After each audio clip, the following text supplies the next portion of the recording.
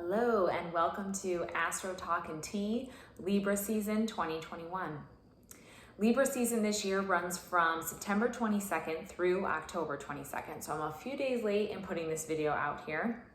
But as we always start with this video, regardless of how much Libra energy you might have in your personal astrology chart, we are all kind of swimming in the vibes of Libra season for this 30-day period. So there are definitely things we can do to utilize this energy in the best way possible.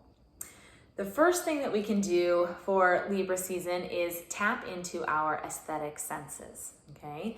So that means a lot of different things for a lot of different people, but whether you are like an artisan or crafts person, or you have some creative artistic hobbies, it might also play out in the fashion realm, clothing and design and makeup and jewelry. The aesthetic sense could be for decorating, home or office design, those types of things. As you can see tonight, instead of wearing my typical gym clothes, I'm wearing like a printed shirt and a necklace because Libra season it's all about, how we see and perceive beauty, and having really good aesthetic sense is one of the great strengths of Libra energy.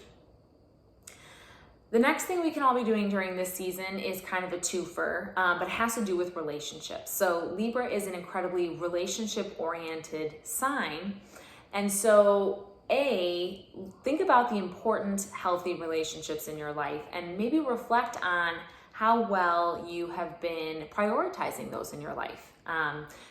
Life gets crazy. We have work, we have personal projects, we might have kids, pets, lots of different things going on. And then sometimes especially when things are going well in relationships, we can tend to take those for granted, or sometimes we aren't always focusing as much of our time and energy into them as we could be. So Libra season is a great time to reinvest in those important, healthy relationships in your life.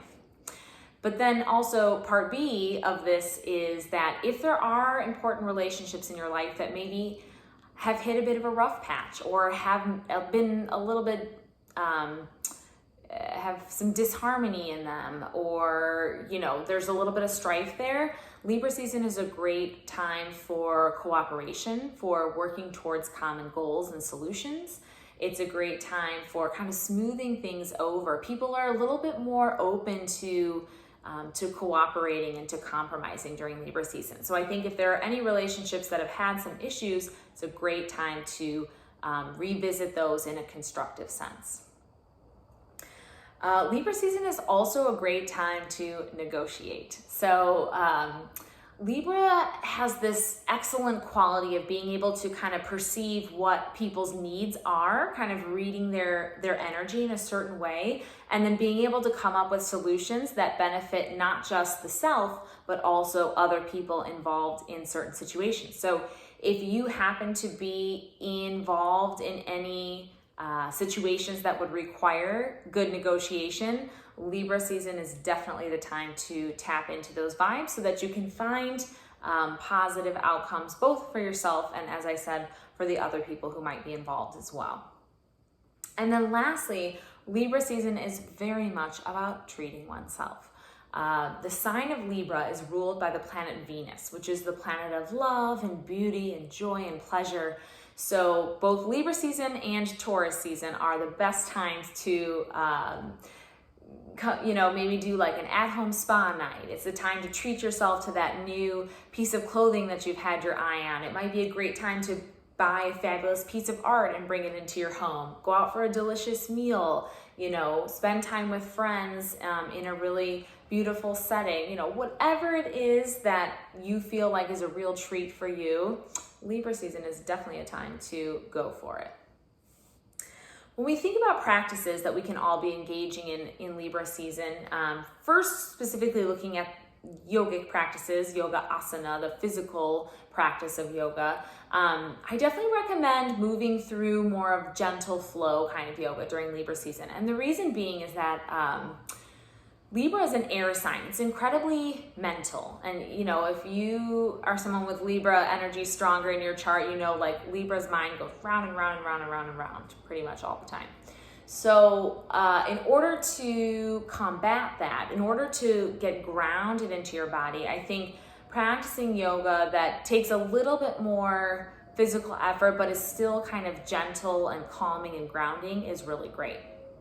Additionally, the energy of Libra is very much an energy of balance. So I think we can cultivate this in the sense of our physical yoga practice by working with balance poses. We can look at, simple foundational balance poses like tree pose, like one-legged Tadasana. I mean, there's so many. Maybe working into more physically challenging poses like dancer's pose, or, maybe arm balances. Whatever is in your yogic repertoire is great, but just creating balance in the body, I think then reverberates into better balance in our mind and our emotions as well. So that would be a really supportive thing to bring into your yoga practice during this season. When we think about working with crystals or stones, really the top one that I'm going to recommend for Libra season is working with Rose Quartz. Number one, because Rose Quartz is very much about love. It's about opening the heart. Those are definitely Libra-esque energies. But number two, because Rose Quartz is really good at helping, or I should say, at enhancing our ability to recognize and to appreciate beauty in our lives. Because even when things aren't going well in life, there's still always something beautiful about some part of our life, some part of our daily routine. And so can you stop to really notice and have a little bit of gratitude for the beauty that does exist in your life? And lastly, when we think about herbs for Libra season, the main herb that I'm highlighting this month is burdock root. And a couple reasons here. Each sign of the zodiac corresponds with different parts of the body. When we think about the sign of Libra, it corresponds with the organ of skin as well as the kidneys. And those are two organs that are highly supported by burdock root. Burdock is traditionally, I think, viewed more as like a liver cleanser, helping to decongest, etc. But it also can be a tonic for the kidneys and can really help with skin support if you're dealing with something like acne, for example. So as I always say, if you've not worked with herbs before, consult your healthcare practitioner. But if you have worked with burdock before and you do find yourself encountering some of those issues during this season, could be a great one to go back to. Looking ahead at the big picture astrology for what can we expect from now through October 22nd, there are some interesting things happening this season. You probably already know that Mercury is going to go retrograde in the sign of Libra. That starts Monday, Monday, September 27th, and then that retrograde will last through October 18th. So Mercury always retrogrades for a few weeks at a time. And this is really just, all I say about Mercury retrograde is it's not always a great time for beginning big new things, but it is a really good time to re-examine things that you've already begun, but that maybe haven't been finished or haven't been done as well as they could have been done. Because Mercury is retrograding in the sign of Libra, of course, we can think about re-examining things that have to do with the Libra themes. For example, the relationships in our lives, our own kind of creative capacity and the aesthetics of our lives. Thinking about balance, do we have good balance in different areas of our lives, or is that something that we need to revisit and potentially rework? Okay, so as you think about those Libra themes and some of the things we talked about at the beginning of this video, that's what I want you to re-examine, to redo, to rework. Basically any word with the prefix RE is what we should be focusing on during a Mercury retrograde period. So again, that'll run from September 27th through October 18th. Additionally, as we get into the weekend of October 8th, we're gonna see some bigger energies happening. On Friday, October 8th, Pluto is going to be, which Pluto has been moving retrograde for, a couple months now. It's going to stop and it's going to start to move forward once again. And the only reason that I call this out as being significant is because when a planet changes direction from our perspective, the energy, the symbolism of that planet is really heightened. This might happen on a personal level, or it might happen more on a global, world stage type of level.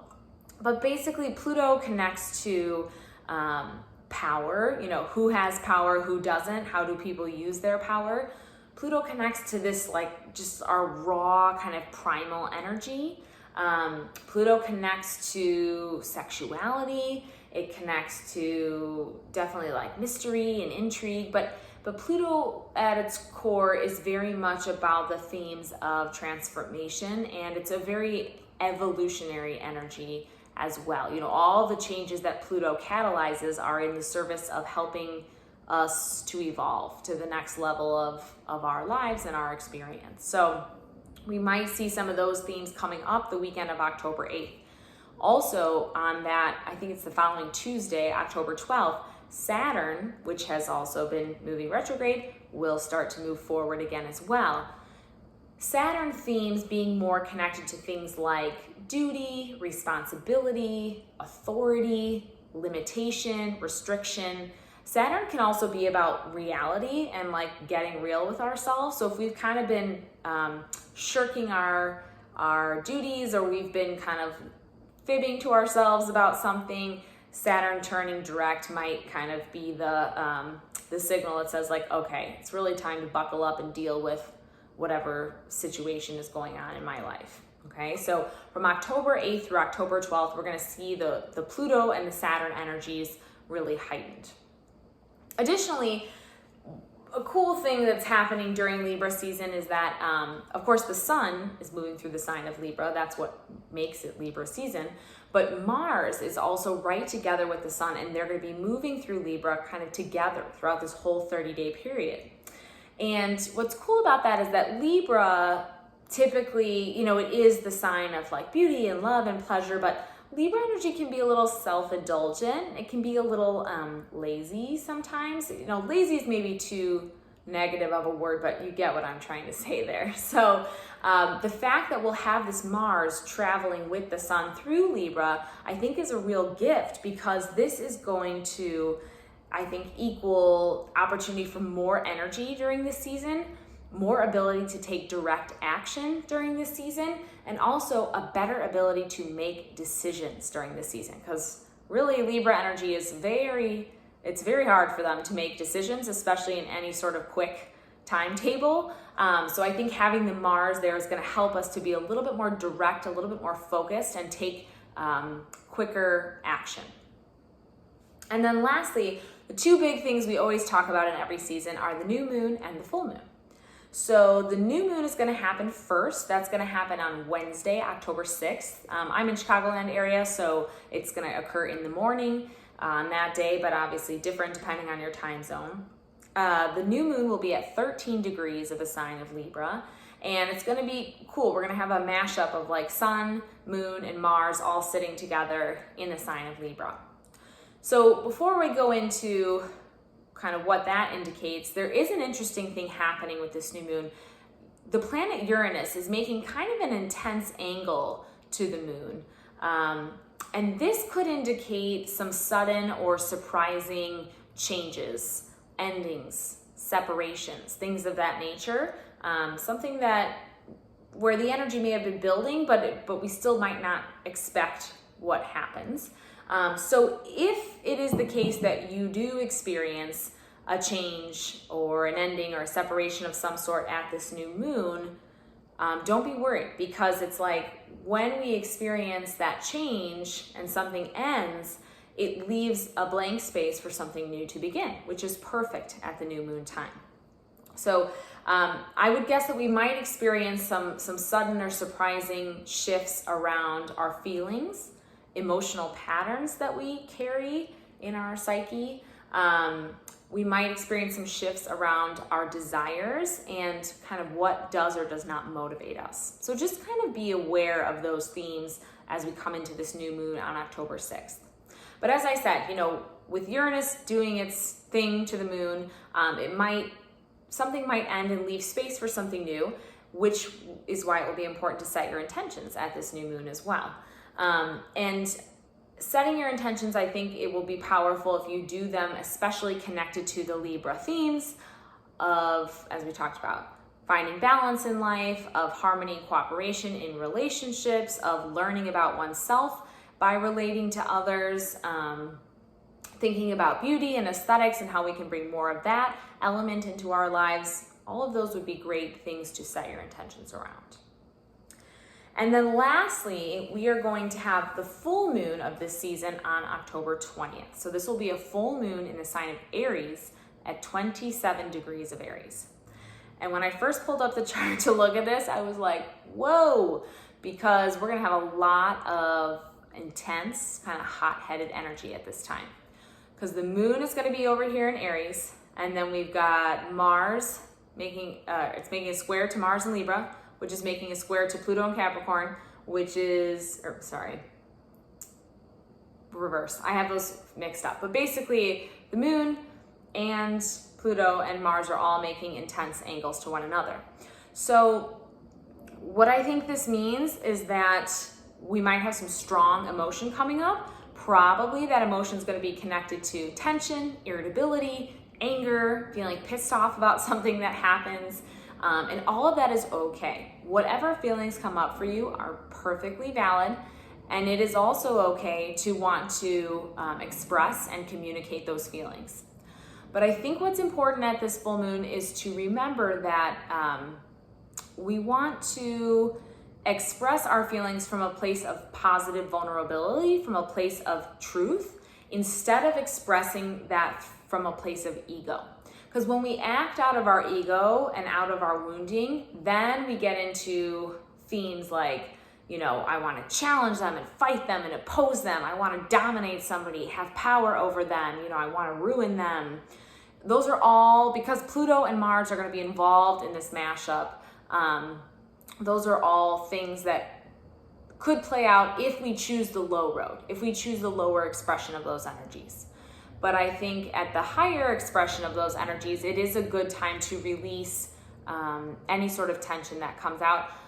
Personally, I think physical release would feel the best. So focus on exercising around October 20th. Focus on, if you can get any kind of like friendly competition going, whether that's a pickup game, a game night, whatever works for you, something, a video game competition, whatever you like to do.